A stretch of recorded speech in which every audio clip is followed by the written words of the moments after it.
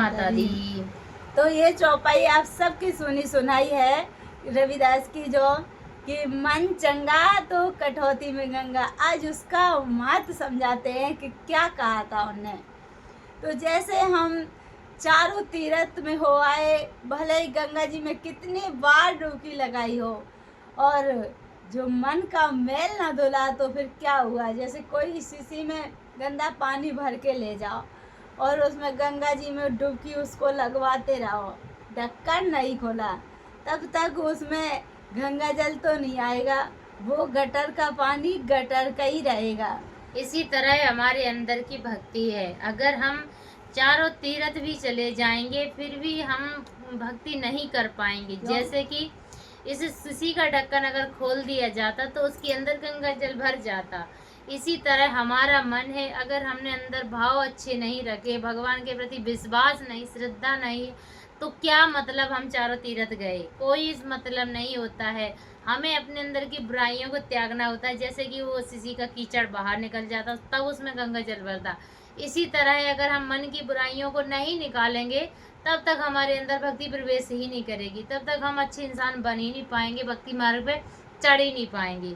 फिर भले ही चारों धाम मत जाना, अपनी बुराइयों पे विजय पाले। अब जो हमारी 10 इंद्रियां है और 11वां मन है, उसी को 11 कहते हैं ना, वो अगर उस पे हमने विजय पाले तो हमें कहीं नहीं जाना पड़ेगा, ना चारों धाम जाना पड़ेगा। वो धाम भी हमको आके यहीं पर दर्शन देंगे कि जब हमने अपने अंदर अगर कीचड़ भर के ले गए और चारों धाम घूमते रहे, फिर कोई मतलब नहीं निकलेगा। चारों धाम में क्या है? भक्ति तो है। और क्या है? क्या करने हम जाते? भक्ति पाने तो जाते हैं। अगर वही भक्ति नियम टाइम से हम अपने घर पे बैठ के करेंगे, भगवान को मानेंगे, उनके बताए रास्ते पर चलेंगे, हर एक व्यक्ति में हम भगवान को खोजेंगे, तो फिर हम यहीं बैठे हमारे चारों धाम पूरे हो जाएंगे, हमें भटकना नहीं पड़ेगा। हम भगवान को ही तो ढूंढने जाते हैं। हाँ। भगवान को पाने, तो भगवान तो हमारे अंदर है। जब अंदर का अंधेरा खत्म होगा, एक भक्ति का दीप जलेगा तो उजाला हो जाएगा, तो अपने आप परमात्मा हमें दिखने लगेगा कि हमारे तो घट में ही बैठे थे, हम तो जगह जगह ढूंढते फिरते रहे। तो भक्ति क्या है? भगवान को ही पाना है भक्ति के द्वारा। तो भगवान को पाना है तो भक्ति का दीप जलाना हमें पड़ेगा। अपने अंदर की जो बुराइयां हैं उनको त्यागना है। कोई हमारे सामने किसी की बुराई कर रहा हो, वहाँ से हमें उठ के चले जाना है।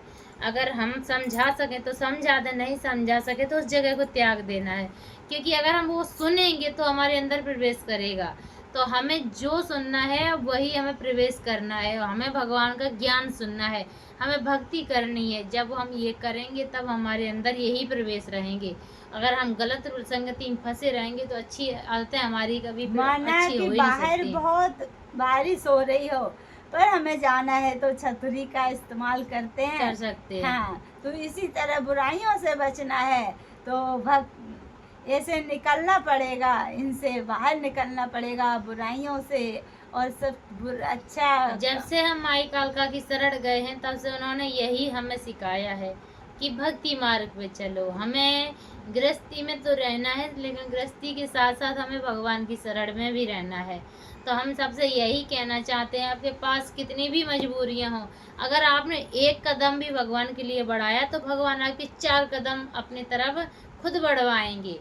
क्योंकि इंसान का जन्म हमें हाँ 84 लाख योनि भोग के बाद में मिलता है। एक बार मौका मिला है ये भक्ति करने का, और अगर इसको भी गंवा दिया तो फिर उसी में जाना पड़ेगा, तो पता नहीं मिलेगा कब मौका।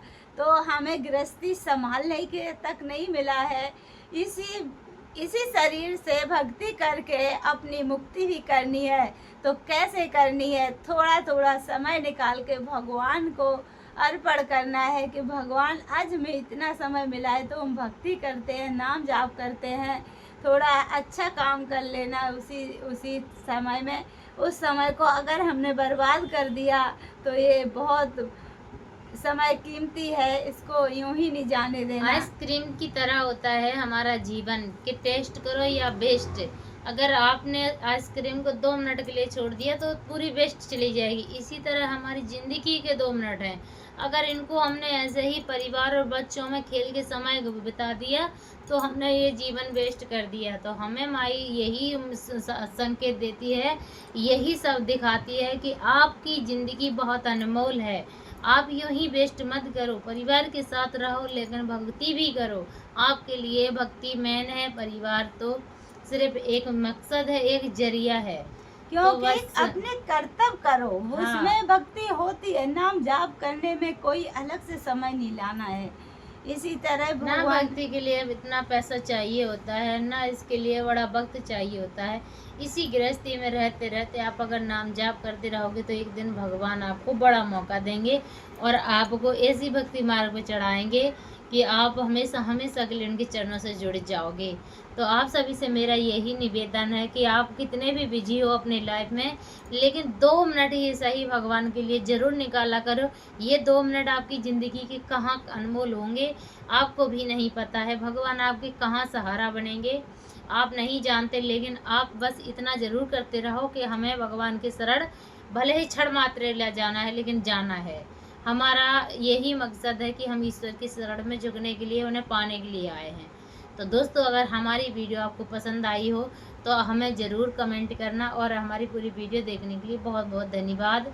और भक्ति के चैनल को जरूर ज्वाइन करना। माँ काली के भक्त। हमारे विचार कैसे लगे कमेंट में बताना। जय माँ काल का।